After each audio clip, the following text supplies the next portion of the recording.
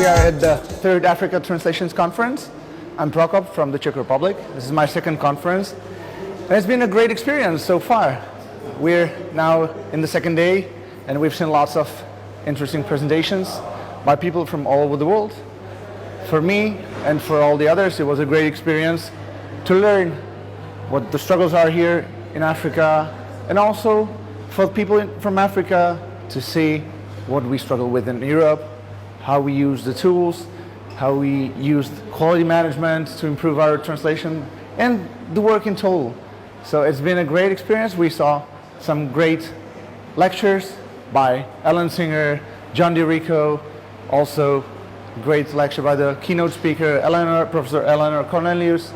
And this is an experience that I would recommend to everyone. You get new contacts, you network with people, and also you get to know new places. You see how your colleagues work, what you can improve yourself. And this is about sharing contacts, and you never know when in the future you might use them. So I would recommend attending the conference to everyone. Hey guys, in case you don't know me, I'm Sharon from Cape Town in South Africa. I'm here in Mombasa attending the most awesome conference, Etiko, the third conference. And we are having the most amazing time, delicious lunch. We've learned so much about African languages, our challenges, how many opportunities there are, what we need to do for our clients, where we need to go next. And I'd just like to thank our organizers, Alfred, Kevin, Frederick, and all the team behind the scenes. Yeah, we've had so much fun. We've even been dancing, we've sung, we've had Frederick playing his guitar, Hakuna Matata in the morning.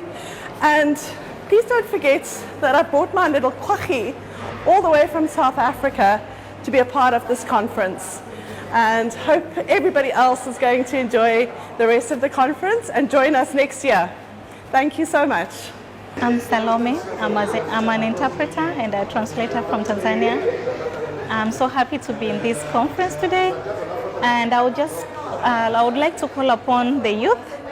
It should really be available in such conferences because it involves many countries all over the world, and we learn a lot in these conferences, we as translators and interpreters, but also for freelancers and the beginners too.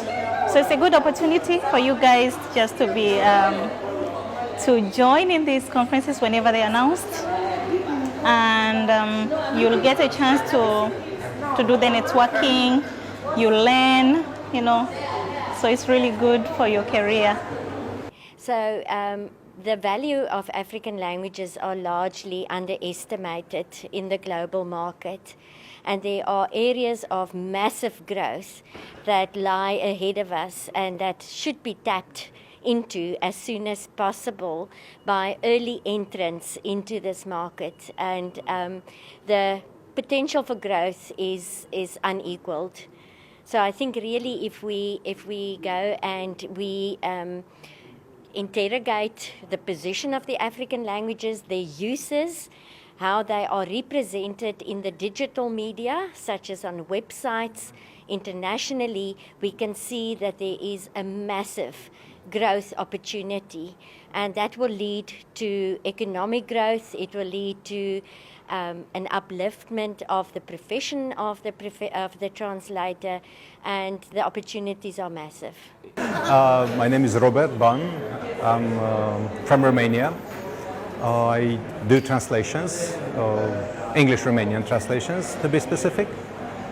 And what brought me here? Well, actually, I spoke to some colleagues and they were quite enthusiastic about these conferences you organized. So I said, well, let's go there, hop over and see how people do translations over there. And, well, I don't know how to make good use of it, because many things are common, of course, and well known, and sound very familiar. But then I find out that there's so many languages around here, and that of course comes with particular challenges. Yeah, so all these things are quite exciting actually to hear about. Well, it doesn't matter what I think. What matters is what my wife thinks. And she just said, yeah, this would be a lovely thing to come back to. So I suppose if we can afford it, next time we turn up.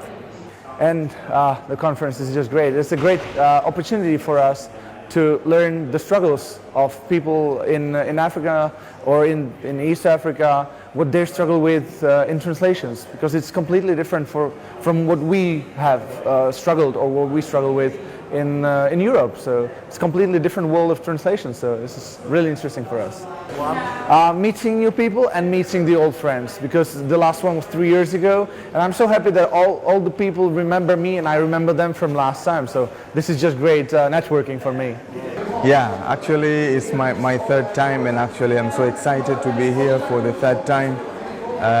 And I'm here because this one is very exciting. It's one of the unique conferences that is held in Africa. So it's a big forum to meet several people who come within the continent, who come globally in our region, across our region, East Africa. So it's a nice platform to meet people, to learn new things, to learn new technologies in the field of translation and interpretation. All right, so my name is Adina Maran Koulibaly. I live in Ghana. I'm a translator interpreter, and I'm also the operations manager of an LSP called Bolingo Consult. So what we do is African language primarily. And this is my first time at the Africa International Translation Conference. This is my first time at the translation conference, and I'm really glad to be here. I think it's been very, very insightful. The presentations have been great, and also they have also interacted well with my presentation. So I'm really happy I'm here and looking forward to the rest of the events. I think I want to take part in this every year. So yes, if you do it somewhere else, hopefully in West Africa. Hey, no, I'm not sure if you want to do it in West Africa, but anywhere you do it, that'll be fine. I'll still join. My name is Amr. I am from Egypt. I came to Kenya last night. It was amazing travel. About this conference, I really enjoyed with speakers, and I got some idea for my business. And the community is very, very, very nice. I had meeting with some my colleagues in the same industry, and we we make some discussion about the localization and the marketing, the global marketing, and we have get some idea for us and for him. That's all. And we are planning to make this conference in Egypt, like Eagles. Hope to join us. Hello, my name is Billy Mbuji Buchanga. I'm coming from the Democratic Republic of the Congo. I'm the translator and interpreter in English and French. I really get this invitation from Mr. Alfred, and I came to participate to this AIT Call 2023. I can tell you that it was a very, very good conference, and I learned a lot, and then I felt that my capacity has been built from the very beginning of the session up to the end.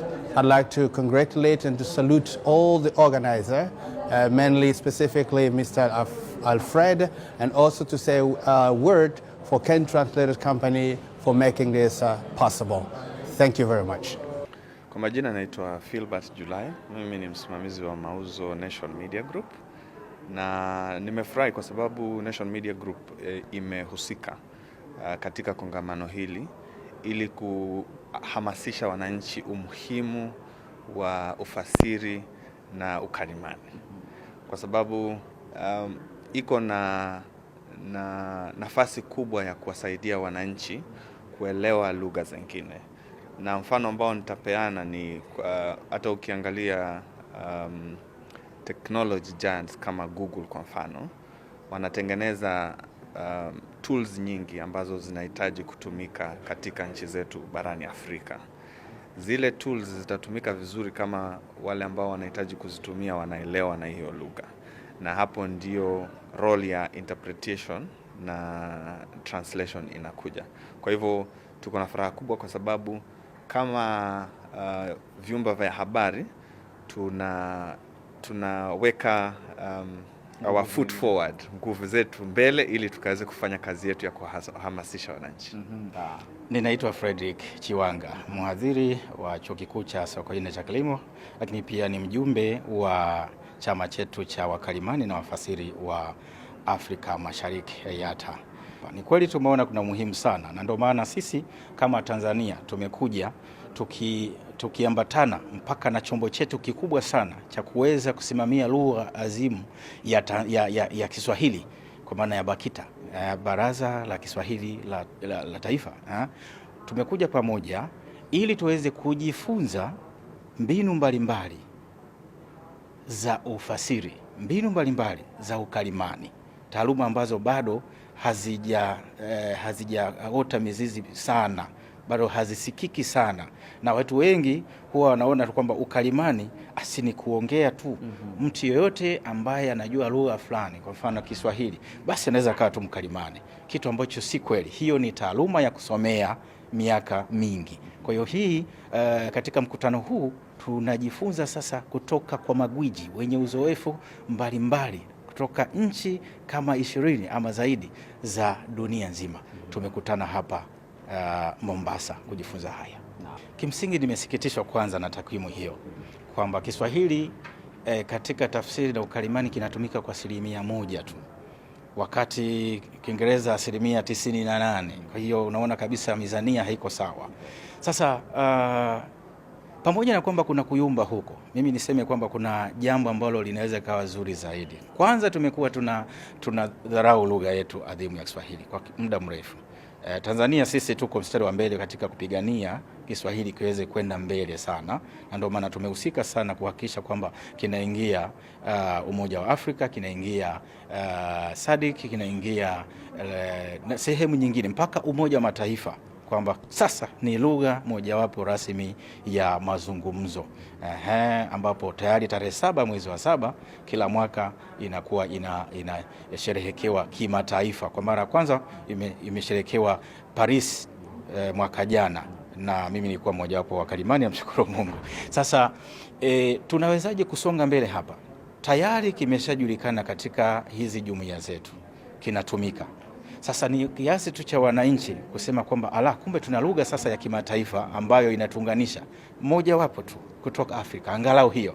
Basi tuwe tunajisikia ufahari sana kwamba tutumie Kiswahili muda wote, tutumie katika mitaala yetu, tubadilishe kidogo, iwe lugha pengine katika nchi zote, kama tutalizia kwa mfano Afrika Mashariki, kitumike kama lugha ya kufundishia. Tunaweza tukasonga mbele katika mijadala ya kisiasa, kitumike hicho. Nashukuru Mungu hata Kenya tayari bunge limeridhia kuanza kutumia Kiswahili kama ilivyo Tanzania.